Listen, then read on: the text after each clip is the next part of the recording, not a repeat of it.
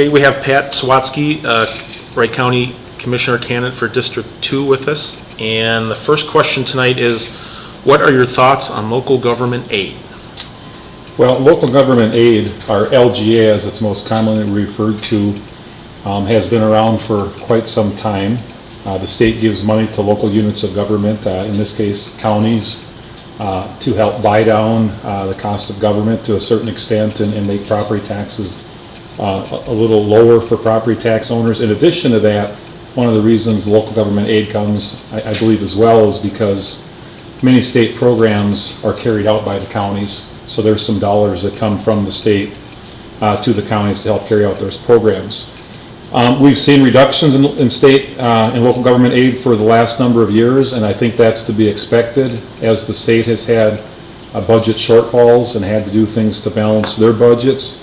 It's only reasonable that there's going to be cuts in local government aid to cities and counties because the state is needing to make cuts. So that's something that I think we need to expect and have to kind of experience that pain with the state when they're in a difficult time. I think it's unfortunate if the state is expanding their own programs and only cutting local government aid and kind of putting it on only local units' backs to have to do the state's budget balancing. But again, I think it's reasonable that the state would expect the local governments to share in on that hardship that's taking place. You know, there's other forms of local government aid too besides just the LGA that we commonly hear about and refer to. The counties do get aid from the state for many other reasons as well, and oftentimes it's because specifically that money is tied as aid to the counties to carry out various programs. Human services is a good example. Many are pretty much all the human service programs we do are mandated by the state, and counties carry them out as an administrative arm of the state, and with having to carry out those services, dollars come along with them. So I think since they are state programs and the state's telling us to carry them out, I think local government aid should be there.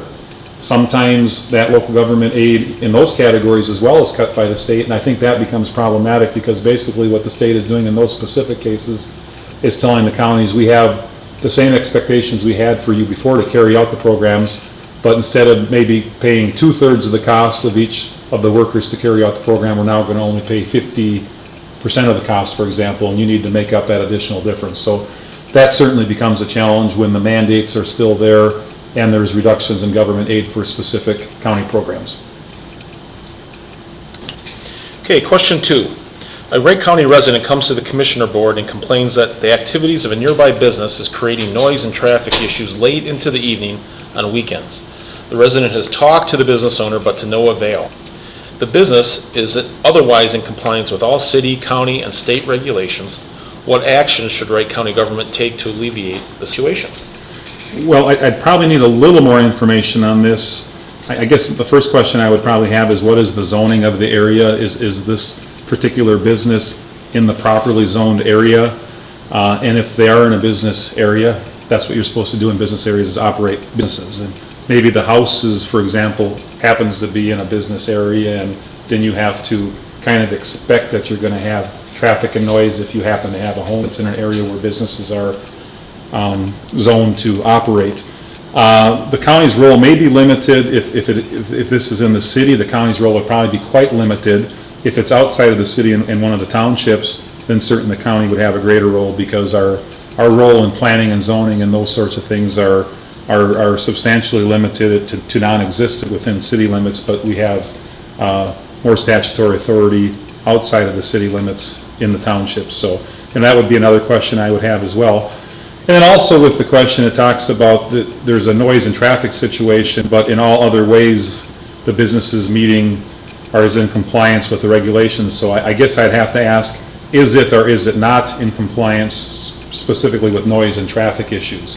If they are complying with noise and traffic issues, in that traffic needs to occur and some of those activities need to take place for their business to be viable, and they're in a properly zoned area, I think that those are some of the things you would have to expect to occur then.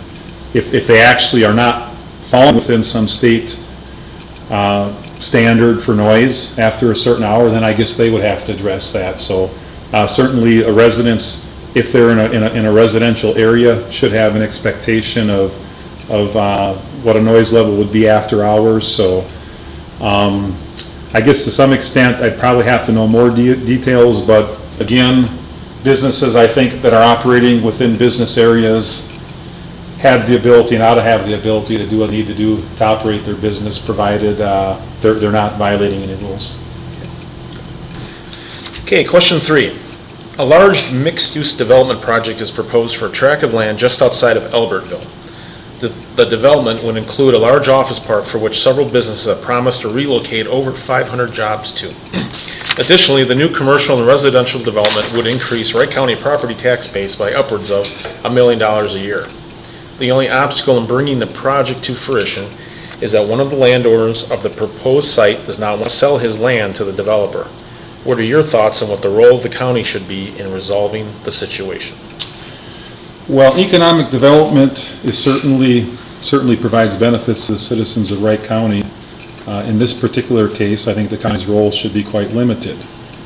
A property owner, whether they be a small business owner, a farmer, a young family, or a senior citizen couple in their home, should have the right to choose whether or not to sell their property. There was a time when government in Minnesota, in the name of economic development, where it was able to take property from property owners in the name of economic development, and this is no longer the case in Minnesota. And it was legal at one time, but that still didn't make it right, I guess, in my opinion. I guess what I would probably do is I'd advise the buyer or the potential buyer to raise their offer. And if it wasn't about price and the seller didn't want to sell, then I think they should move on and look for a different property. I guess one role the county could have is we've got an economic development partnership, and I would advise the buyer to contact them. And the partnership does have an inventory of property that's for sale around the county that would be suitable for economic development. So I think in this particular case, again, the role of the county is relatively minimal. We've got someone who doesn't want to sell their property. Property ownership is pretty important in this country, and if you don't want to sell your property, you don't have to sell your property. But I think our role is to see if we can match this particular developer up through the economic development process in the economic development partnership with some property owner out there that may be interested in selling for this sort of use.